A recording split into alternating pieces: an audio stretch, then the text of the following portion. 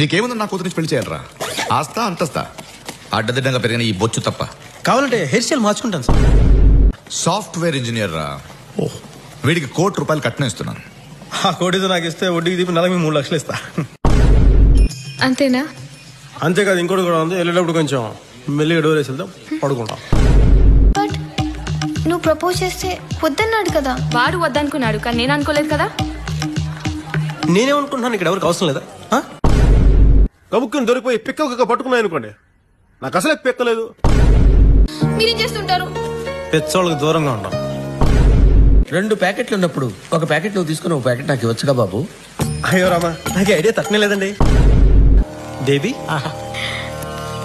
కంగారు పడు, కడుక్కుంది. భగవంతుడా, వీడిని చంపకుండా ఉండేలా సహనం ప్రసాదించు తండ్రి. మీకు బీపీ తగ్గడానికి భగవంతుడు ఏం చేశారు సార్? మంచి డాక్టర్ చూపించుకోండి సార్. మాకు కొంచెం ప్రైవసీ కావాలి. నాకు ఐశ్వర్యరాయ్ కావాలి, కానీ కుదరదుగా. ఈ క్లబ్ లో గాని నా కూతురు జీవితంలో గాని ఉంటే ఉంటే పంచభూతాల సాక్షిగా నేను చెప్తున్నాను,